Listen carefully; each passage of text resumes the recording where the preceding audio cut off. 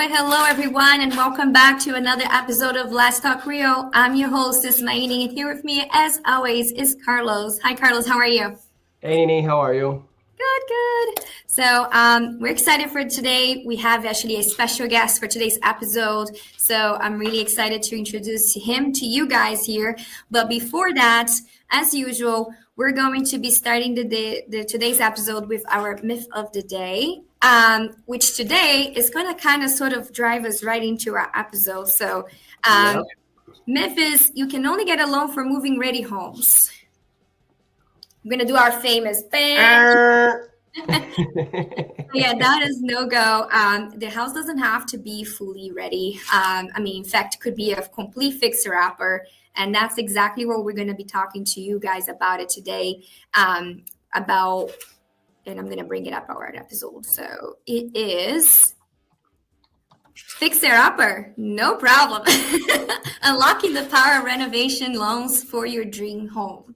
So today we have an expert coming to us and explaining how these loans work. And here he is. Welcome, Rob. How are you? I'm living the dream. How are you guys doing? Very good too, and very excited to have you here. Yes. Rob? Before we even get too much into it, Rob, please tell us, who is Rob Lannigan? Who are you? Talk to us a little bit more. So I am the National Renovation Lending Manager with Novus Home Mortgage. I work closely with loan officers like Carlos at our company here, and help sort of guide them on the path to doing a renovation loan. I've been doing nothing but renovation lending for the last 15 years. I know I only look like I'm 20, so I didn't. I know. Yeah, I was like, wait, the math isn't mathing here, Rob. Yeah, I know. It's product of good living. In person, he looks even younger. It's worse. Right.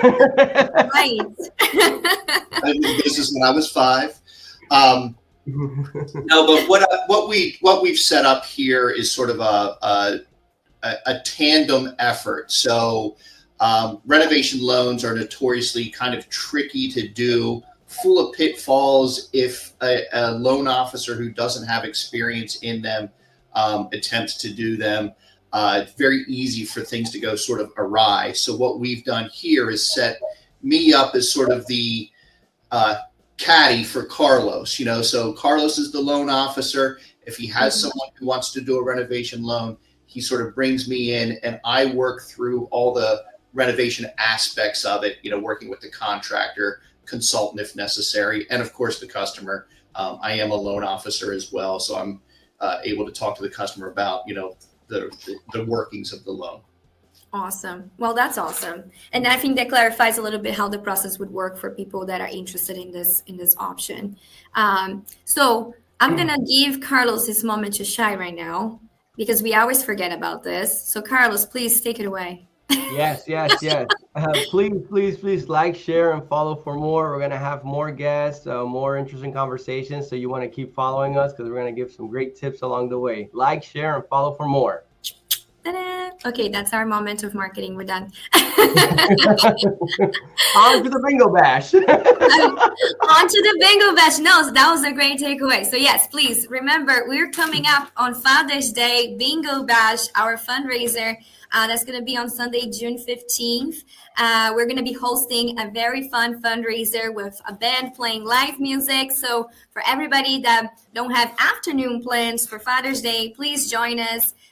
If you are looking for some discounts, we can help with some promo codes. So just message me and I'll hook you up with some discounts. But the fundraiser is to support the Central Pennsylvania Food Bank. We're going to be having, like I said, the Clockwork Band playing live between every single game. So it's not going to be your typical boring bingo. It's going to be a fun bingo with live music playing. So come and join us for a special Father's Day bingo bash. And that is it. So, okay. Questions for you, Rob, because I think people are like, wait a minute, I can buy a house and I can do renovation. How does that work? I'm not an investor, right? I don't have experience. So let's start with the basics, right? What is a renovation loan and how would that play out for a consumer? Yeah, so there's two basic renovation loans. There's the HUD 203K, which is a FHA-based product, and there's also the conventional, what's called the Fannie Mae Home Style. I'll talk more about the 203K, the FHA 203K, because it is the one that's most commonly used, and it is sort of the OG of the renovation lending products. The idea initially behind it was to allow a customer to buy a home and finance the repairs to get a home up to HUD's minimum housing standards. So that's going to be the stuff that's related to safety and structural integrity. So that could be anything from, peeling paint, to missing handrails, to, missing GFI outlets by the kitchen sink. Kind of take those older homes that maybe are have old codes and sort of bring them up to modern standards. Now, in addition to those sorts of items, you can also do what I call the sexy repairs, the sexy improvements. You can also focus on a new kitchen with granite countertops and stainless steel appliances, or take that bathroom that's right out of 1962 with the salmon colored tile, get rid of that and put in all the kind of modern features, things like that. You can put a new roof on a house. There really isn't anything that says, oh, you can't do that except for installing an in-ground pool or doing a big koi pond or something like that. We're really just kind of focusing on the house itself, and improving the house. But the notion behind it, again, was to bring a house up to kind of current standards, but also to beautify it and add value and increase the value of it. Gotcha. So just to recap for the consumers here, it doesn't have to be just for mandatory repairs. It can be for cosmetic updates as well, right? So that's basically. It could be for something that you want, because the house, let's say the house that you want to buy, so the house is in the perfect neighborhood, with the right number of rooms and bathrooms and all that stuff, but it's a little dated, and you want something more modern. So instead of, going out there and getting something way more expensive, you can do a renovation loan and have the house the way you want it, essentially.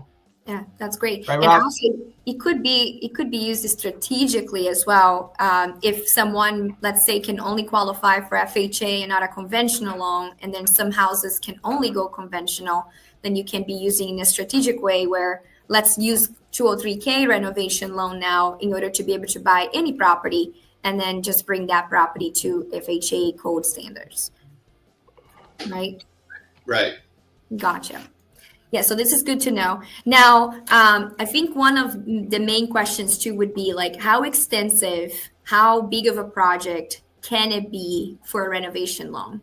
It's a great question. And truthfully, with the 203K, there's really no limit on what they can spend to renovate a home, as long as we stay within FHA's maximum loan limits. Okay, so we're always kind of going to be held to that. And that differs from area to area, but in central Pennsylvania here, we're going to be at $498, $257, I think is the number. But you could buy a house for $50,000 and put $400,000 into it, as long as the numbers work. And by the numbers work, what I want to do is I'm going to have a contractor give us an estimate. And when that estimate is done, I'm going to send that estimate over to an appraiser, and I'm going to say, okay, Mr. Appraiser, I want you to go to this $50,000 house today and inspect it and appraise it. But I want you to appraise it with this list of $400,000 worth of things that we're doing, and tell us what the value is going to be.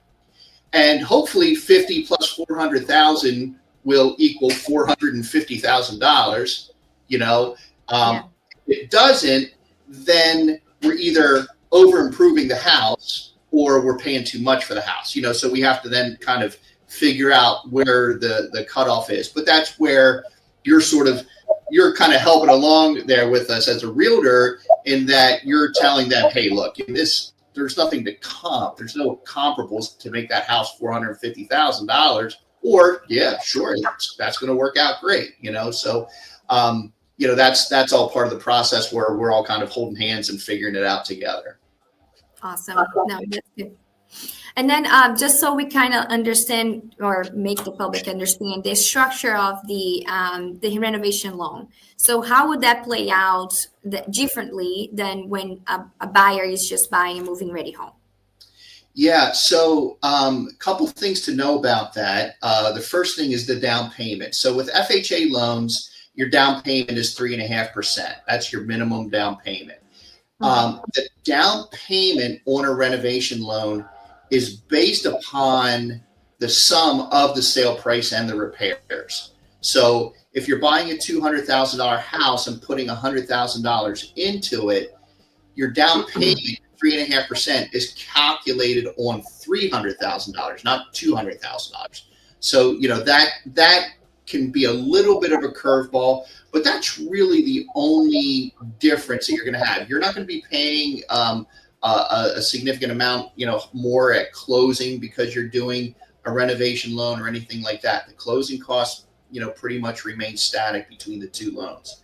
And, additionally, one thing that a customer should know is that with a renovation loan, no work happens on the house until they own it, until they've purchased it. So again, if we're in that scenario of buying a $200,000 home with $100,000 worth of repairs, when they settle on this loan, the seller's going to get their $200,000. The additional $100,000 is going to be set aside into a renovation escrow account, and then funds get dispersed from that account as work progresses. So that house may not be move-in ready just at that point in time. So it's going to be up to the consumer as to whether or not they want to live in there, deal with, living in construction debris or not. Go ahead, Carlos. No, I had a question for you because I know that we were talking the other day and you mentioned something about if the house doesn't quite get to the 300, like there is renovation will allow you to go to a certain percent over. Wasn't it something like that you mentioned? Can you talk a little bit about that? Yeah. So sometimes, a house won't appraise for enough. And this is strictly in the FHA 203K lane only. All right. This rule doesn't apply to home style or any other renovation product. But if an appraisal comes in a little light, I'm able to utilize 110% of value. So again, let's go the same scenario there that we were talking about. If that home that we were looking for a $300,000 value on came in at 280, typically, that when a house under appraised, you got to go back to the seller and renegotiate and stuff like that. With a 203K, I can treat that 280 like it came in 110% of value. So like it came in at 308.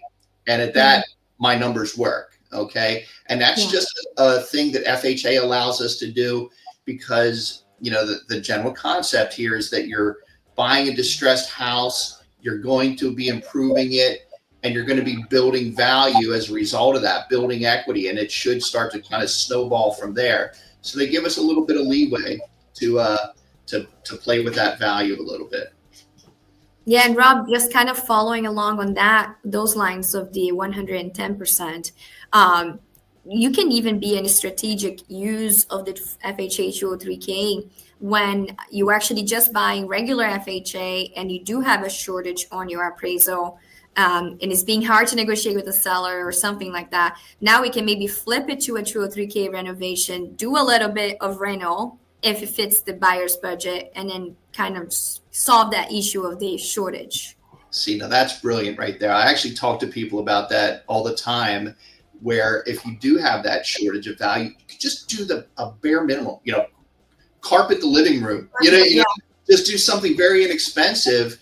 And by flipping it to a 203K, you're able to then take advantage of that equity disparity, that 110% rule, and suddenly a deal that you may have been twisting in the wind and getting ready to die on the vine for you now comes back to life. Yeah. And again, like, share, and follow for more tips like this. Oh, there we go. Yeah, if you like this content, please do. Our 15-minute in. Carlos, I love you.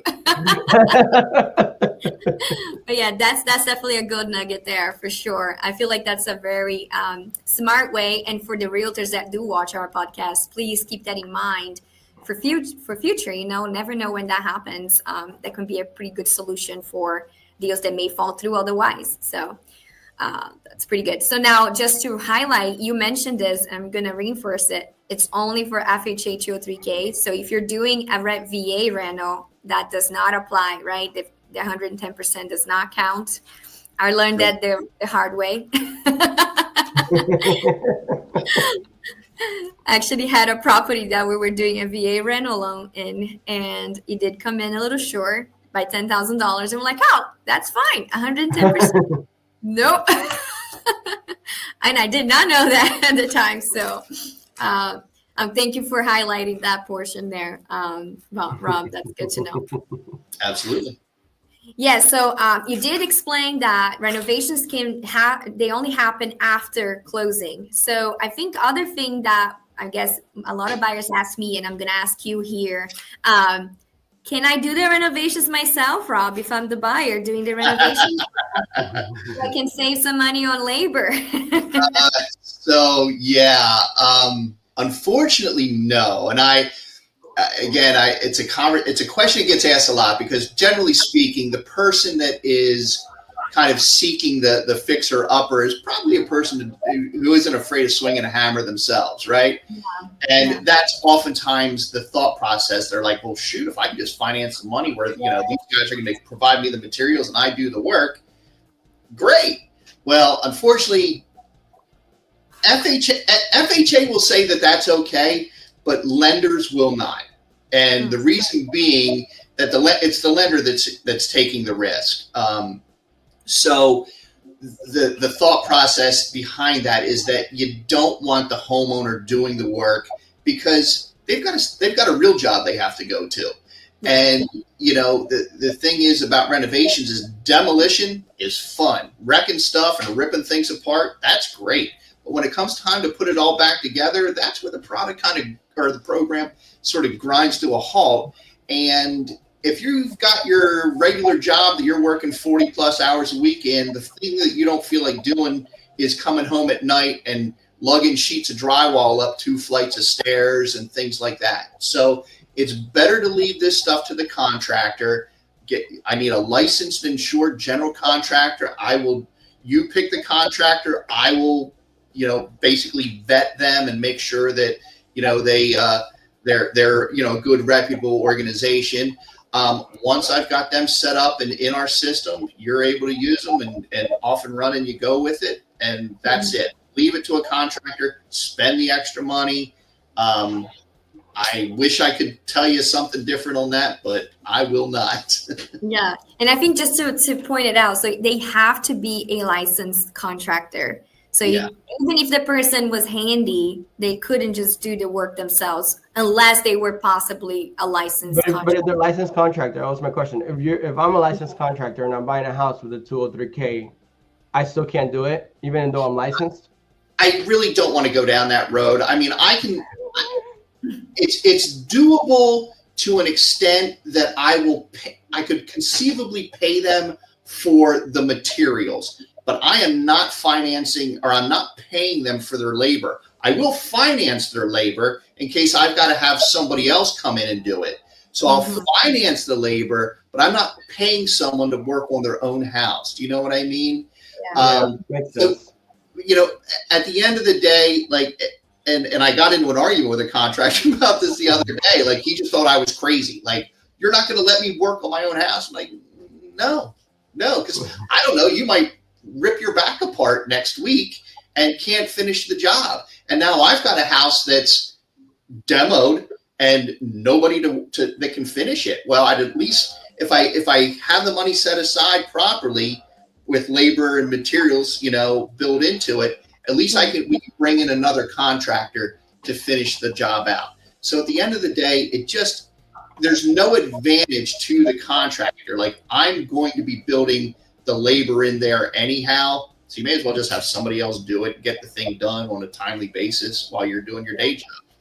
Exactly. That I makes think sense too, yeah. in the rule of thumb, just you need a contractor that is licensed to do the work. I think Yeah. that's the easy way around. And for the people, that are interested in pursuing this option, just know that you don't have to do the work yourself. Because some people go the other way around, like, well, but I don't want to have to do anything. But you don't have to. And I feel like I get both ways, both sides of the coin there. Either they want to do it or they don't want to do it, and they want to make sure that that's not them. Yeah, and I'll add one more thing to it. Like if a person is really adamant that they want to get in and kind of get their hands dirty, I mean, that would be me. I'm a that kind of guy myself.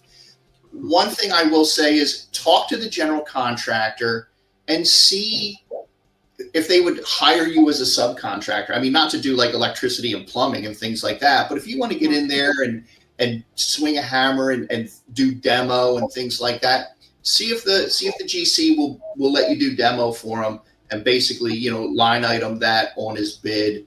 I don't have any kind of process I go through with the subcontractor. That's up to the GC. He uses whoever he wants as a subcontractor. I am only vetting him and checking, his credentials. So if he's comfortable, with the homeowner doing something, some people like to do their own, the click and lock floors or whatever. If the GC's okay with that, I'm fine with that. I'm going to bring an example because I had a client of mine that did go through renovation loan, and he was a builder. He had more than the credentials to do it himself, but we went through the process. We got a general contractor to do the work, and then between them, they just decided, look, I'll give you a cheaper price because these items I know you're going to be doing by yourself, kind of deal. So like painting, like the flooring, even the drywall, putty, whatever be. And then he gave him a price for labor and materials that was discounted in a way, because he knew that he was going to be doing some of that work under the general contractor's supervision. So that's something that the homeowner can, negotiate with the contractor directly. Not that the bank needs to know the details of that, but that I'm can not be telling anybody. Exactly. Right? That definitely can be something that can be arranged between buyer and contractor directly. So yeah, I would just say, just a word of caution on that is don't go too hard on the discounts, because ultimately, if a general contractor says, yeah, you can tile that floor for $600 or whatever, but the real price is $2,000, and that guy doesn't get the floor done, that GC then is on the hook. Like he's got to get that floor done as per contract that he signs with us. So now he's going, well, shoot, if this guy's not doing it, I'm going to be out an extra $1,400 to get that floor done. So that's just something that, everybody needs to sort of be aware of, understand that that's how that's going to work, Yeah, be within reason, right? Yeah. And Rob, tell Nini about the new sexy thing we're bringing on. Oh, well, this is actually pretty neat. And I'll just say that, this biggest struggle that we have on renovation loans, and I've been doing these things for 15 years. I talk to a lot of real estate agents who, their story is always like, oh, I tried to do a renovation loan back in 1997. It was terrible. It took forever. Nobody got back to us. Things got messed up, and, never doing another one ever again. So, get out of my face. I don't want to talk to you, Rob. And I will say that a couple things go wrong with renovation loan. One is that you have a loan officer who maybe has the opportunity to do one or two a year. And because of that, they just don't know those subtleties that I spoke about at the beginning of our call here. And they just make a mistake. They try to do a limited renovation loan when it's actually needed to be a standard, or, we need to get a consultant in there and things like that. But the second piece, and I would say it is the far, far more critical piece on any renovation loan. And it's not me, it's not Carlos, it's not you, it's the contractor. The contractor is the most important person here. Vital. Because remember what I said about doing the appraisal. I need his estimate before I can get an appraiser out there. An appraisal, once I order it, is going to take about 2 weeks till I have it back. So if you've signed a 45-day agreement of sale with that buyer, and I'm 30 days down the road and I don't have an estimate from the contractor yet, like we're not closing in 45 days. We are absolutely not. So a contractor that can get me the paperwork I need to get him set up and validated with us, and can get me an estimate within, say, 10 to 14 days of signing that agreement of sale, well, that guy's worth his weight in gold to me. So, I always kind of set these markers, on our timeline, like, hey, by day 10, if we don't have a contractor's bid yet, I'm screaming, yelling, and alerting everybody that, we might need to start talking about extensions. Yeah. What Carlos was referring to is I had this fantastic. Listen to this, Nini. Listen to this. I'm interested. I'm listening. So I have a HUD consultant who I need to use consultants on projects that are greater than $75,000. They're sort of like home inspectors on steroids. They do a big, they inspect the house and do a work write-up and scope of repairs and sort of break everything out by line item pricing and stuff like that. I've been using a consultant who has a national network of consultants that he will kind of sub under him. So he finds a guy in an area, say in Chicago or something like that, says here, here's this guy, and we use him. What this guy is doing then is he's built a software app that allows a real estate agent to basically take pictures of all the rooms of the exterior of the house, and the app calculates all the square footage, linear footage of cabinets and things like that, and then gives you categories that you can select. So, hey, I want to do LVP flooring in the kitchen with granite countertops and new lower and upper cabinets, okay? And this thing will calculate a price based upon the zip code you live in and the quality of the improvements you want to do. Cranks out an estimate on the spot. Wait, even better. Wait, keep going. It connects us with 3, 5, 7 contractors in that area that will honor that pricing. So now I've taken, at best, my 10 to 14 day timeline, and I've just compressed it to like 15 minutes. And, what kind of time have we just saved ourselves in the nightmare trying to get renovation loans to the closing table in a shorter amount of time? We've taken that and just smashed it. We've just collapsed that timeline. So, you need to share that with me. Like yesterday. The app is being developed for me to share with real estate agents. So I think it's going to be a real game changer for the renovation lending industry, because I read that's the battle right there, is finding contractors and getting quotes. That's really the biggest troublesome part of the process. Yeah. And, I read a statistic the other day that said 50% of home buyers from the last 12 months would have considered doing renovations to their home had they known or felt that the renovation product was viable.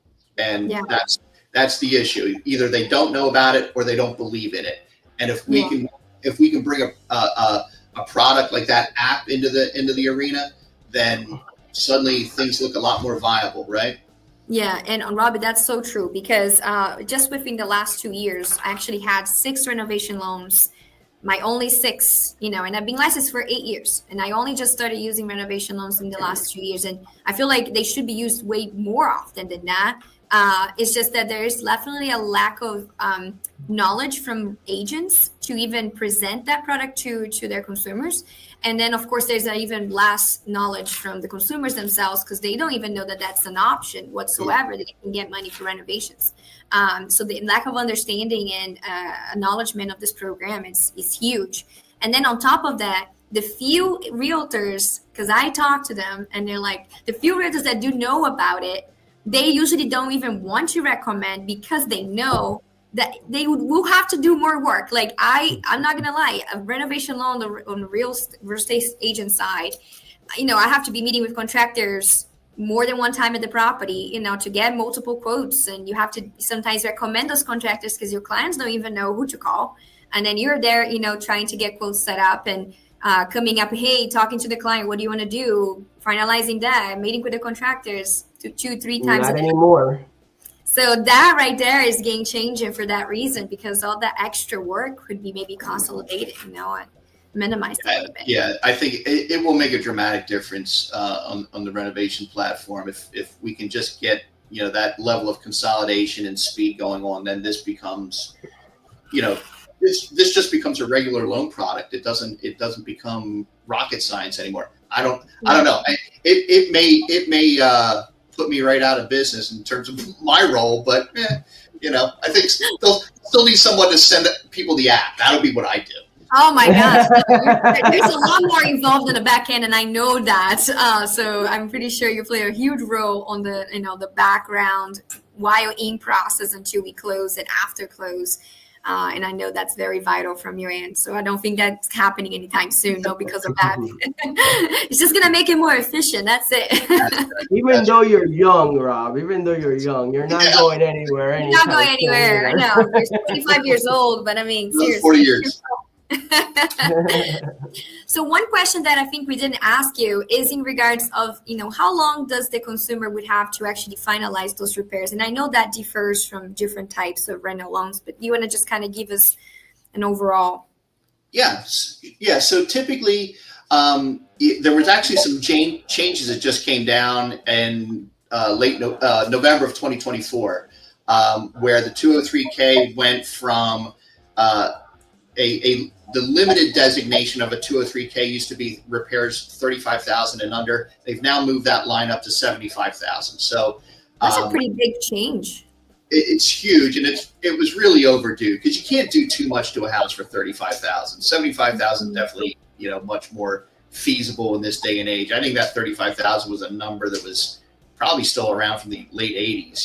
I think it's sort of quite dated, but what it means is that above 75,000, I can still do it. It just means I need to utilize a HUD consultant. Okay, that's that. That's the home inspector on steroids. Yeah. So with a limited 203K, they moved the line from 6 months to 9 months to get the work. Wow, huge. And standard 203K has gone from 9 months to 12 months. The obviously, because of higher ticket amounts, higher dollar amounts, that's why they've extended that process. Generally speaking, most projects don't last as long as the program allows. But I have had situations where projects go longer, and if that happens, we can usually work out an extension if there's a valid reason for it beyond, hey, the contractor hasn't shown up for 3 weeks. That's not a valid reason. But if there are problems getting supplies, like during COVID, it got really tough getting materials in and things like that. Could be permits too with the township or whatever. You could be delayed. Permits can be, especially in like bigger cities where there's a lot of bureaucratic red tape, or if the home is in a historic district, that's kind of a nightmare. Those are a nightmare. Yeah, things like that can cause delays. But as long as it's not really on the contractor or the homeowner, then we'll kind of play ball and awesome. Do extensions. So that's plenty of time, because I think I just closed one last week, and that still was under the 35 range for the HUD inspection. So that must have just applied then. Yeah, late November of 2024 is when they made that change. And like really? I said, it was a welcome change. Yeah. Well, your lender didn't know that? Oh, well, you're not. I don't know if it makes a difference. This was a VA rental. So that's your difference right there. Is the VA piece. Actually, though, you still should have been able to get the 50,000 on that. Yeah, they said was 35 was the cap for the rent. Well, that's good to know. No, yeah. So that's all good information. Carlos, do you have any other questions? No, I mean, Rob covered a lot. Again, like, share, and follow for more.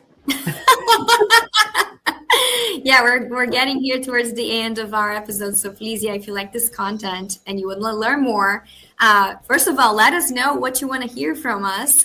We will be happy to bring up whatever questions you have. We can answer on air. But yes, like, share, and follow for more. We are on YouTube, Instagram, LinkedIn, Facebook. I don't know. We are everywhere. Pretty soon on TikTok. Not TikTok yet, but we'll put our little short snips there, so you'll see it. Hey, Rob, and do we have a timeline for when that's gonna happen, the app thing?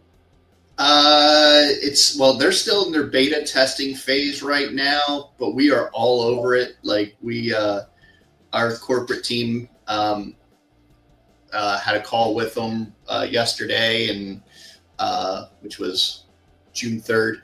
I think realistically it's still probably about 90 days out, but I think we're going to try and turn up the heat on it because it's a pretty slick product, and again, I think it's going to make a huge difference in the renovation lending world. I'm volunteering to be a beta tester, so please. Beta, when we'll get it to you right away as soon as we can get our hands on it. But I know the consultant is using it now. Like the consultants then that he has under him, they are using this in the field now. So I think they still, working out a few kinks, and it's going to be one of those things that sort of is building over time as as he expands this, he'll get more contractors in a given area that they can, kind of be part of the pipeline, so to speak. So, it's just going to be one of these things that, gets bigger and bigger for him. And it's a lot of data that he has to kind of import into there, that from everything from the pricing to contractors and things like that. So he's got it's a big task. It's a really big project, but they're pretty close on it. So I'm hoping within the next 90 days that I can get my hands on it. That's amazing. That's pretty soon. That's actually pretty quick. Not bad. Yeah, not bad at all. So we'll be hoping for it. And I'm sure any realtors watching will be interested in getting to learn more about it too. So just to close for today's episode, if a consumer wants to get started with, getting a renovation loan, how they should proceed? Yeah, so typically, like, nobody really goes out in the market and says, I want to get a renovation loan. That's usually like they saw a house that they love. It's in a great neighborhood, but either it has issues or it's outdated or something like that. So really, if that's kind of what they stumble into, their move is to contact Carlos and say, hey, I saw the house. I want to get pre-qualified. It's going to need renovation. Carlos will work with me. We'll get together, sort of what we need to do with it so that person then can submit an offer. We'll get a pre-qualification letter for them based upon what they want to offer and what they think they're comfortable with spending on it, and we frame our offer with those numbers in mind. And if that offer gets accepted, their next move is get a contractor in there right away so that we can do that, 10 to 14 day estimate. And, you're 15 minutes. 15 minutes, right? Yeah. Awesome. Yeah. Generally speaking, like, a person won't have an estimate in hand when they first make an offer, because you just can't get a contractor out to a house that quickly to put together a bid and all that stuff. So you kind of go in with a little bit of I think this house will take about 50,000 or 30,000, whatever you're comfortable with. And then Carlos and I sort of make the numbers work to a degree where, hey, this is what the payment's going to be with this price, this amount of repairs. Are you okay with that? Is that a comfortable level for you? As long as we're getting yeses across the board, then we kind of push forward with putting together a pre-qualification letter. And the DTI requirements are the same, right, Rob? You can go 56 point something, pushing FHA if you need to. Yeah, 203K, I need to stay below 55. Oh, okay. That's still really good. That's pretty high too. Now, for a VA renovation, does the VA guidelines still apply where there's not necessarily? Yeah, regular VA guidelines still apply. Okay. Yeah, Yeah, so you don't really get a much of an overlay in terms of program changes when you flip from, just say, a VA loan to a VA reno, or an FHA loan to an FHA reno. Like the basis of the loan stays the same. It's just we're doing this. the loan amount is going to be higher. Yeah, we're doing this funky repair escrow thing. That's really it. Yeah. Yeah. No, that's good. I think that clarifies a lot for the consumer watching it. So I think that's it for my questions. Carlos, are you good too? I'm good. Yeah. Yeah. I Rob, think- thanks so much for joining us today and taking Yeah, some thank time you. off and, hanging out with us for a little bit. Yeah. Thank you. Well, that was some good information. And if you guys have any specific questions about this episode and about renovation loans, please reach out to me or Carlos. We'll get you in touch with Rob so he can, fine tune even more details for you guys. Our information, as I was just going through the bottom right now, so you can reach out directly to me or to Carlos. And we are on social media too, so you can just share, and follow for follow more. I'll see you guys in the next one. See ya. Have a good one.